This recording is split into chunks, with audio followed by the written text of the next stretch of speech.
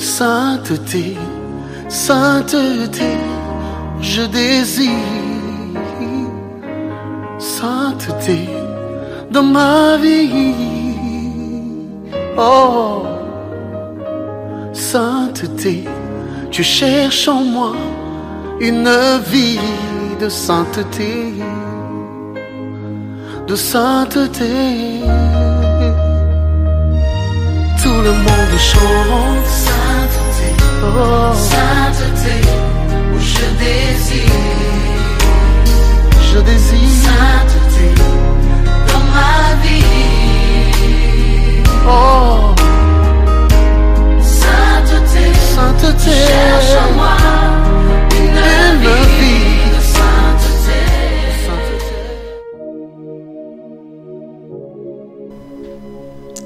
Shalom, shalom, frères et sœurs. J'espère que vous vous portez bien.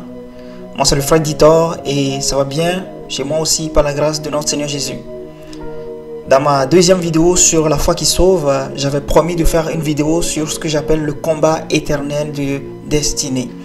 Et il s'agit de l'amour de la vérité versus la séduction pour l'iniquité. Et c'est un thème très subtil et très profond. Et j'aurais besoin vraiment de votre concentration. Mais bien avant cela, prions. Père éternel, par ton Fils Jésus-Christ, nous te prions de nous garder et de nous accorder le discernement pour comprendre les subtilités dans ta parole et de fuir la plus grande séduction que le cœur de l'humain n'a jamais connue, qui est le manque d'amour pour la vérité. Amen. Bien-aimés, quand nous lisons le livre des Actes au chapitre 4, on verra là que les apôtres étaient traduits en justice à cause d'un miracle qui avait été opéré. Et lisons ensemble une partie de la scène. Actes chapitre 4, les versets 13 à 17. Lorsqu'ils virent l'assurance de Pierre et de Jean, ils furent étonnés, sachant que c'étaient des hommes du peuple sans instruction. Et ils les reconnurent pour avoir été avec Jésus. Mais comme ils voyaient là, près d'eux, l'homme qui avait été guéri, ils n'avaient rien à répliquer. Ils leur ordonnèrent de sortir du Sanhédrin et ils délibérèrent entre eux, disant: que ferons-nous à ces hommes? Car il est manifeste pour tous les habitants de Jérusalem qu'un miracle signalé a été accompli par eux et nous ne pouvons pas le nier.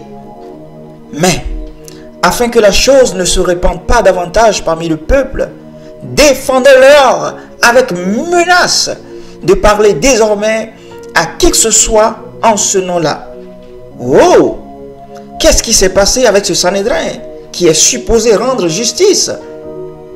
Il ne pouvait pas nier le fait que c'est le nom de Jésus qui avait opéré le miracle.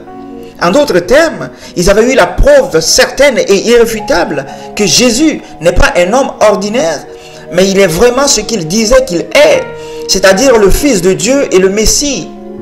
Ils avaient reconnu cette puissance et ne pouvaient le nier, et ils le disent eux-mêmes.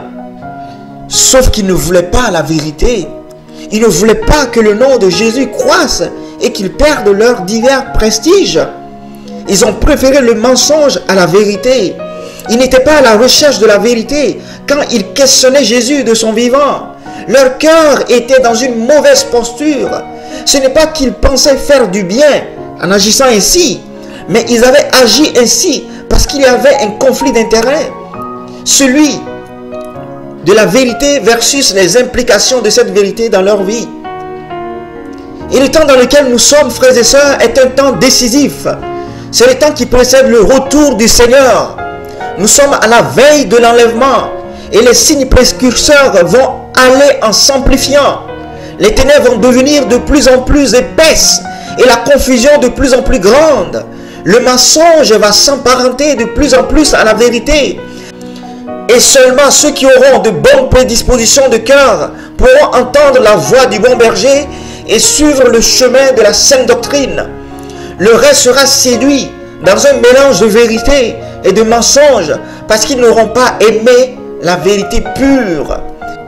2 Thessaloniciens 2, versets 9 à 12 nous dit que l'apparition de l'Antichrist se fera par la puissance de Satan, avec toutes sortes de miracles, de signes et de prodiges mensongers, et avec toutes les séductions de l'iniquité pour ceux qui périssent, parce qu'ils n'ont pas reçu l'amour de la vérité pour être sauvés. Aussi Dieu leur envoie une puissance d'égarement pour qu'ils croient au mensonge, afin que tous ceux qui n'ont pas cru à la vérité, mais qui ont pris plaisir à l'injustice, soient condamnés. Bien-aimés, Dieu résiste aux orgueilleux. Après ces multiples avertissements, à travers ces serviteurs qui prêchent la saine doctrine, à travers les versets bibliques, à travers la voix du Saint-Esprit, les rêves et les songes, les divers conseils, les expériences de vie, Dieu parle aussi à la conscience de l'être humain comme dernier recours. En rejetant la voix de la conscience également, il n'y a plus rien de possible que la puissance d'égarement qu'ils recevront pour croire au mensonge pleinement. Parce qu'ils n'auront pas aimé la vérité, parce qu'ils auront pris plaisir à l'injustice et aimé le plaisir plus que Dieu. Et afin que cette parole de l'Écriture s'accomplisse, qui dit que celui qui est injuste soit encore injuste, que celui qui est souillé se souille encore, et que le juste pratique encore la justice, et que celui qui est saint se sanctifie encore. Voici, je viens bientôt, et ma rétribution est avec moi pour rendre à chacun selon ce qu'est son œuvre. Apocalypse chapitre 22, versets 11 à 12. Cette parole de l'Écriture va s'accomplir parce que le juste va persévérer dans sa voie de justice. Mais celui qui est tiède ou froid, celui qui est souillé, va encore persévérer dans ses souillures parce qu'il va rejeter la vérité totalement et il va recevoir cet esprit d'égarement qui va l'enfoncer encore dans l'égarement. Et Romains 1 verset 24 nous dit: c'est pourquoi Dieu les a livrés à l'impureté selon les convoitises de leur cœur, en sorte qu'ils déshonorent eux-mêmes leur propre corps. Autrement dit, chacun selon les convoitises de son cœur va pouvoir fléchir genou. Pierre dit que tout homme est esclave de ce qui a triomphé de lui. Alors chacun, porté par ses propres convoitises, va se laisser séduire par ce qui lui tient plus à cœur. Si on aime beaucoup plus les choses de ce monde, ce sont ces choses devant lesquelles nous allons fléchir genou. Si on aime beaucoup plus Dieu, c'est devant la volonté de Dieu que nous allons fléchir genou. Eux qui ont changé la vérité de Dieu en mensonge, puisque l'ayant entendu, vu et connu, ne l'ont point accepté et ne se sont pas rendus prudents, mais ils se sont égarés dans leurs pensées, dans les raisonnements humains, dans les philosophies de si et si sans fin, et leur cœur sans intelligence ne sera que plongé dans les ténèbres. Le Seigneur a dit à Pilate la phrase suivante: je suis né et je suis venu dans le monde pour rendre témoignage à la vérité. Quiconque est de la vérité écoute ma voix. Jean 18, verset 37. Et Paul a prophétisé ceci dans 2 Timothée 3, le verset 1, le verset 4 à 5. Il a dit: sache que dans les derniers jours, il y aura des temps difficiles, car les hommes seront traîtres, emportés, enflés d'orgueil, aimant le plaisir plus que Dieu, ayant l'apparence de la piété, mais reniant ce qui en fait la force. Les hommes ne seront plus capables d'être honnêtes et sincères avec eux-mêmes. Ayant l'apparence de la piété veut dire que les hommes reconnaîtront la piété pour être ce que la Bible recommande, mais refuseront les implications de cette piété. Ils vont aimer le plaisir plus que Dieu. Tout comme ces Juifs qui ont aimé leur position plus que la vérité, au point de fermer leurs yeux sur l'évidence du miracle dont tout le monde a été témoin. Les hommes ne seront plus capables de reconnaître la saine doctrine.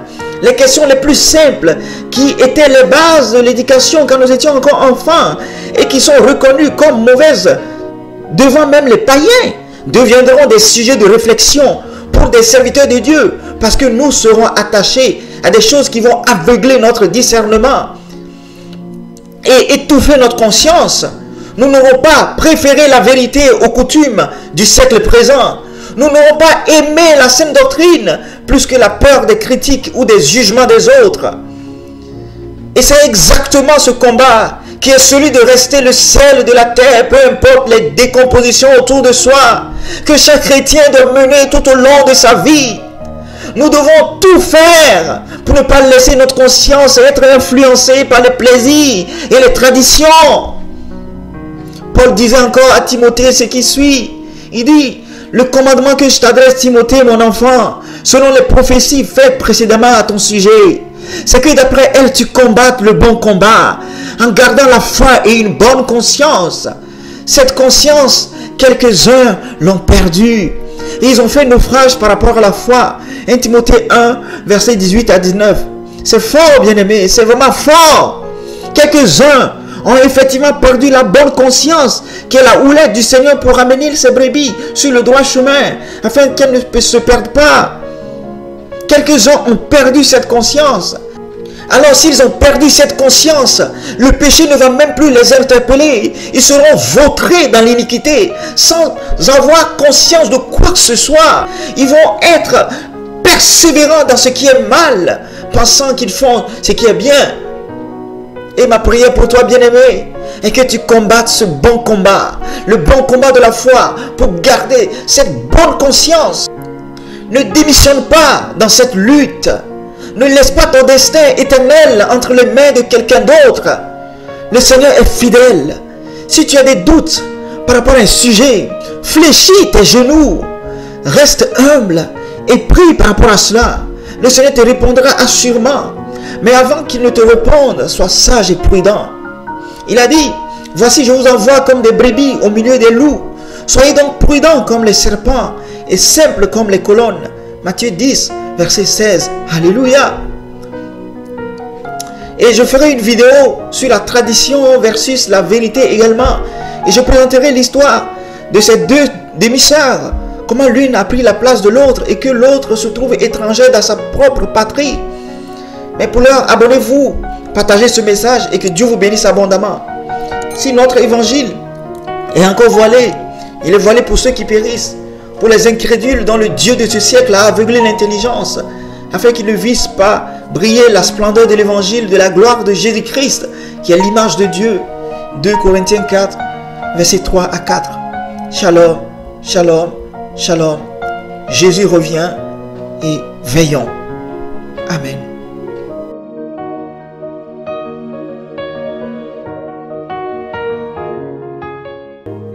Sainteté, sainteté, je désire sainteté dans ma vie. Oh, sainteté, tu cherches en moi une vie de sainteté, de sainteté. Tout le monde chante sainteté, oh, sainteté, où je désire sainteté